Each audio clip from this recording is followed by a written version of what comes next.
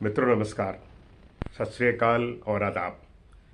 मैं मनजीत सिंह आपका स्वागत करता हूं।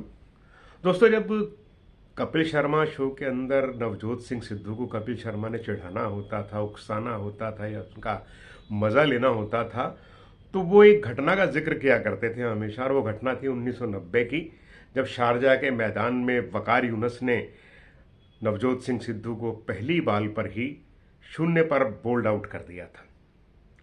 वो घटना उस समय की थी, लेकिन अभी 6 तारीख को राहुल गांधी ने भी उन्हें बोल्ड आउट कर दिया है। उससे पहले वकार यूनुस से पहले कई बार क्रिकेट के मैदान पे नवजोत सिंह सिद्धू आउट हुए होंगे, जीरो पर आउट हुए होंगे, लेकिन जो अब की बार आउट हुए हैं तो बड़ा वो टेढ़ा मेढ़ा मामला है और ये बड़ा महत्वपूर्ण है उनका आउट होना। दरअसल क्या है कि नवजोत सिंह सिद्धू की जो यात्रा है वो एक सामान्य बालक से ऊंचाई की तरफ हुई। वो एक क्रिकेटर बने, सिक्सर सिद्धू के नाम से उन्हें जाना गया। और उसके बाद जो है वो यात्रा आगे बढ़ी, तो जब वो क्रिकेट से रिटायर हुए तो कमेंट्री के क्षेत्र में आए और एक हवा का नया झोंका आया। उपमाएं, तुलनाएं, आलंकारिक भाषा, श्रृंगारिक भाषा, बहुत ऐसी भाषा जो एकदम से लोगों को आकर्षित करती थी, वो भाषा उनके मुंह से निकली और सब जगह उनकी वाहवाही होने लगी। और एक सिद्धूज़म के नाम से चीज़ें शुरू हुई। उनके वन लाइनर, उनके जो कोट्स हैं, उनका बहुत चर्चा हुआ, उनका बहुत जिक्र हुआ। और यही कारण है कि भारतीय जनता पार्टी ने 2004 में उन्हें अमृतसर से रघुनंदन लाल भाटिया के खिलाफ अपना उम्मीदवार बनाया। वो जीते और उसके बाद निरंतर जीतते रहे और ये यात्रा आगे बढ़ी। उसके बाद ये लाफ्टर शो और कई टीवी शो उन्होंने किए।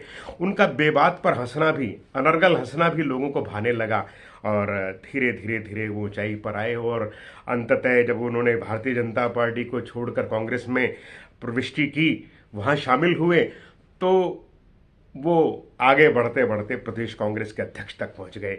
ये उनकी थी ऊपर की यात्रा।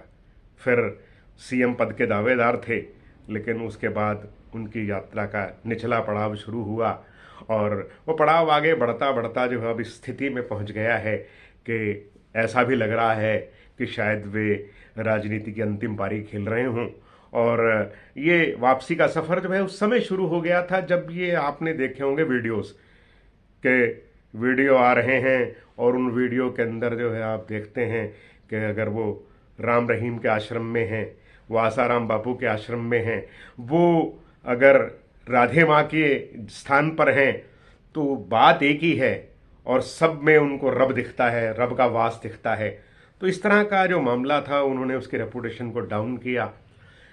कभी वो सोनिया गांधी की बुराई करते थे, मनमोहन सिंह के बारे में कुछ कहते थे, राहुल गांधी को पप्पू कहा करते थे, फिर उन्हें राहुल गांधी में भविष्य दिखने लग गया और वो उनकी भाषाएं बदल गई। तो उनकी जो रेपुटेशन है, उनका जो क्रेडिबिलिटी है, उसमें बहुत कमी आई। और मुझे लगता है कि ये शायद उनके किसी सलाहकार ने बताया होगा। जैसे एक ट्यूशन में एक टीचर था, उसने बच्चों को माई बेस्ट फ्रेंड का एस्से याद करा दिया।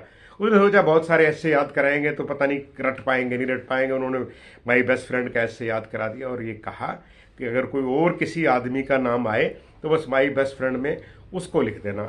अब मान लो वो आ गया, माई फादर का ऐसे आ गया। बच्चे ने ट्विटर की सीख रखी थी, तो उसने क्या किया कि उसने लिख दिया कि भाई I have many fathers, Ramlal is my best father, he daily comes to our house, he loves my mother also love him. तो ये चीज़ें जो हैं बड़ी वो हास्यास्पद हो जाती हैं। जैसी वहाँ हुई वैसे सिद्धू जी के भी साथ हुई। और सिद्धू जी की स्थिति ये है कि वो अनर्गल बोलते हैं। पहले बचपन में बहुत शर्मीले हुआ करते थे, बहुत कम बोलते थे और शायद वो सारा स्टॉक इकट्ठा हो गया। जब उन्होंने बोलना शुरू किया तो उनका बोलना बंद ही नहीं हुआ। हम सुना करते थे, कई बुजुर्ग कहा करते थे कि फलां के आदमी के मुंह में बवासीर है। तो अब सिद्धू जी का अनर्गल बोलना जब दिखा तो पता लगा कि शायद बुजुर्ग लोग इन्हीं के बारे में कहते होंगे। अरे एक अंग्रेज सेटरिस्ट थे, व्यंग्यकार थे, उन्होंने एक बात कही थी कि पुरुष जो है किसी विषय पर घंटों तक बोल सकते हैं और महिलाओं की विशेषता ये है कि बिना किसी विषय के वो घंटों तक बोल सकती हैं।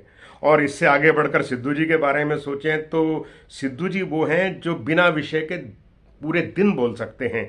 ये उनकी खासियत है और इसी चक्कर में जो है उन्हें अब जो नीचापन है वो देखना पड़ रहा है, और उनका उतावलापन है वो बात बात में जो है बहुत जल्दी करते हैं, बिना सोचे समझे अपने निर्णय कर लेते हैं। जैसे इंग्लैंड के अंदर जब अजहरुद्दीन के कप्तानी में खेल रहे थे तो बिना किसी को बताए वो भारत लौट आए, और आज तक किसी को नहीं पता किसका कारण क्या है, किसी ने दुर्व्यवहार किया क्या किया, बस वो उतावलेपन के दौरान जब उन्होंने फैसला कर लिया। जब वो भारतीय जनता पार्टी में कई इलेक्शन जीते तो फिर उनकी इच्छा थी कि अकालियों से समझौता तोड़ के बीजेपी अकेले लड़े उस दौरान के अंदर, और उन्होंने समय का इंतजार नहीं किया, लेकिन तुरंत जो है वो अपना उतावलापन दिखाते रहे। और बीजेपी में से जब वो आए तो केजरीवाल जी ने उन्हें अपनी पार्टी में लेना चाहा। उनकी इच्छा थी कि ये बड़ा एक सेलिब्रिटी चेहरा है और काम आएगा, तो वो कोशिश कर रहे थे।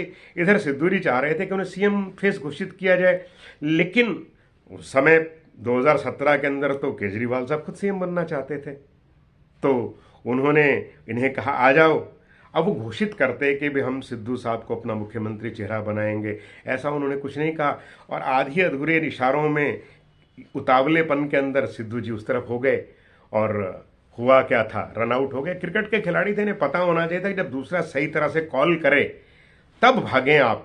वो बिना कॉल के भाग पड़े और रन आउट हुए, और लिहाजा उनके पास सिवाय कांग्रेस में जाने के कोई चारा नहीं रहा। जब कांग्रेस में भी गए वो, उन्होंने वहाँ संघर्ष किया और कैप्टन अमरिंदर सिंह की कुर्सी हिला दी और वह अध्यक्ष पद पर आ गए। लेकिन उतावलापन देखिए कि अध्यक्ष पद पर आते ही उन्होंने जो है एमएलएज की टिकटें काटने की बात करनी शुरू कर दी। अपने आप को स्थापित करने की बजाय वो औरों की टिकटें काटने में लग गए, जिससे उन्हें पार्टी में अलोकप्रिय बना दिया गया। और स्थिति ये हुई कि वो सीएम फेस के दावेदार थे, लेकिन उनकी जल्दबाजी में इंतज़ार करते अगर अमरिंदर सिंह जी के जाने का तो अपने आप पार्टी उनको घोषित कर लेती, लेकिन जल्दी करने के लिए उतावलेपन में उन्होंने सीएम फेस के लिए जिद की, और सीएम जो है उनकी कृपा से चन्नी बन गए। और एक खास बात और है जिसने जो है नवजोत सिंह सिद्धू के पतन की तरफ मामला बढ़ाया, वो उनकी भाषा है, तू तड़ाक की भाषा, गाली गलौज की भाषा। अच्छा, चाणक्य ने एक बात कही है कि एक समय में एक से ज़्यादा फ्रंट नहीं खोलने चाहिए, आपका एक समय में एक से ज़्यादा दुश्मन नहीं होने चाहिए, लेकिन उन्होंने हर एक गली हर मोहल्ले में अपने दुश्मन बना लिए। विक्रम मजीठिया के बारे में ये तू तड़ाक की भाषा का इस्तेमाल करते रहे, केजरीवाल को तू तड़ाक की स्थिति में लाते रहे। अच्छा, आपने वो भी देखा होगा, एक वीडियो बड़ा पॉपुलर हुआ, बड़ा चर्चित हुआ, बड़ा वायरल हुआ, जिसमें वो लखीमपुर खीरी जा रहे थे जब किसानों के समर्थन में, और चन्नी जी कहीं ट्रैफिक जाम में फंस गए थे, तो प्रगट सिंह को चन्नी के बारे में उन्होंने जो आलंकारिक भाषा और जो गालियां सुनाई वो सबने सुनी होंगी, और इससे उनकी रेपुटेशन खराब ही हुई। अरे एक खास बात और भी है, सिद्धू जी का बहुत प्रेम है पशुओं के प्रति, पशुओं के प्रति प्रेम है, और उनका प्रेम झलकता रहता है। वो अपने आप को खुद को अरबी घोड़ा बताते हैं। वो कहते हैं साहब मैं अरबी घोड़ा हूं और मुझे जो है दर्शनी घोड़ा ना बनाया जाए। बार बार उन्होंने राहुल गांधी से कहा कि मुझे दर्शनी घोड़ा ना बनाया जाए, तो राहुल गांधी ने उनका सम्मान करते हुए उन्हें वो एक अस्तबल में पहुंचा दिया जहां जो है गधे घोड़े खच्चर सामान्य हैं वो रहते हैं। अच्छा, दूसरी स्थिति और ये भी है कि ये जो उनका पशु प्रेम है वो अपने बारे तक ही नहीं था, दूसरों की तुलना भी वो करते रहे। विक्रम मजीठिया को वो चिचड़ पिस्सू कहते रहे, और साथ साथ सुखबीर बादल को उन्होंने झोटे की उपमा दी, और पता नहीं किस किस को क्या कहा। और यहाँ तक स्थिति है कि उन्होंने जो है कैप्टन साहब जो बुजुर्ग हैं, 79 साल की उम्र है उनकी, उनके बारे में भी ये कहा कि साहब उनको हमने लात मार के निकाल दिया। तो इस तरह की भाषा जो है वो स्थिति नहीं रखती, और एक शालीनता भाषा में होनी चाहिए, लेकिन वो उसका पालन नहीं कर पाए, और शायद इसी ने उन्हें लोगों में अलोकप्रिय किया। और दूसरी बात ये कि वो बड़े विद्वान आदमी हैं, वो शिवलिंग की बात करते हैं। अच्छा, वो कैकई से भी बड़े प्रभावित रहे हैं, क्योंकि कैकई का जो रूठना है, को भवन में जाना है, ये उन्होंने बात करके दिखाया। ज़रा सी बात पर रूठ गए, जो डीजीपी बनाया तो रूठ गए साहब मेरा ये वो नहीं है, एडवोकेट जनरल को बनाया तो इसको हटाओ, और प्रधानता के लिए इस्तीफा दे दिया, ये वो करके नाटक चलते रहे। अच्छा, कोई ना कोई मंथरा है जो उनको ज्ञान देती है, नए नए ज्ञान देती है, लेकिन ये जो को भवन का कांड है इससे उनकी प्रतिष्ठा में ठेस ही पहुंची है, कोई उसकी प्रतिष्ठा आगे बढ़ी नहीं है। और अब ऐसा लगता है कि उनके उल्टे दिन जो हैं वो शुरू हो गए हैं। अब समाधि उन्होंने शायद करनी बंद कर दी है, मेडिटेशन करना बंद कर दिया क्योंकि बहुत व्यस्त हैं। और भगवान जी से भी उनकी मुलाकात, जैसा कि कैप्टन साहब ने बताया, भगवान जी से मुलाकात भी होनी शायद बंद हो गई होगी। पहले तो दिन में सुबह 1 घंटा, एक दिन शाम में 1 घंटा बात होती थी भगवान से। अब भगवान जी भी मेरे ख्याल कहीं और चले गए हैं घूमने फिर रहे, और उनसे उनकी मुलाकात होती नहीं, वरना भगवान जी बता देते कि भाई तुम्हारी स्थिति ये है। अब जैसे आजकल क्या है, अच्छा वो आजकल भगवान जी शायद उधर चले गए हों, क्योंकि अखिलेश जी कहते हैं कि साहब मेरे सपने में जो है कृष्ण जी आने शुरू हो गए हैं। मुझे लगता है कि जिनके भगवान ज़्यादा आने शुरू हो जाते हैं उनकी नींद उड़ जाती है, और जब नींद उड़ जाती है तो उनको लगता है भगवान आए थे सपने में, वही बना के जो है उन्हें कुर्सी पर विराजमान करेंगे। तो उनके दिनों की स्थिति शुरू हो गई है। और उनकी पत्नी ने भी कहा, उनको जो भय लग रहा है, उनकी पत्नी ने भी कहा कि अगर हमारे उद्देश्य पूरे नहीं हुए, हमारा सपना पूरा नहीं हुआ, हमारा पंजाब मॉडल जो है वो नहीं अपनाया गया, तो हम जो है अपने पुराने प्रोफेशन में चले जाएंगे।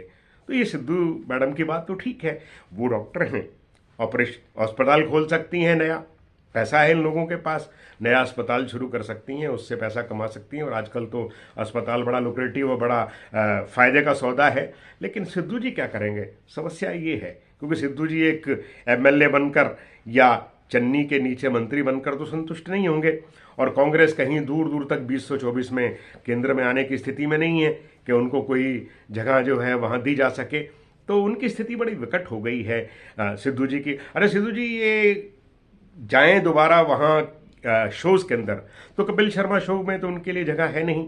वो भले ये कहें कि हम साहब ये कपिल शर्मा छोड़ के आए हैं, लेकिन सच्चाई ये है कि जब बालाकोट पर एयर स्ट्राइक की गई और जो सिद्धू जी की स्टेटमेंट थी पाकिस्तान के समर्थन में, जो उन्होंने बातें की, भारतीय वायुसेना के खिलाफ जो बातें की, उस वजह से सोनी टीवी ने उन्हें वहाँ से निकाला था, ना कि वो खुद छोड़ के आए थे।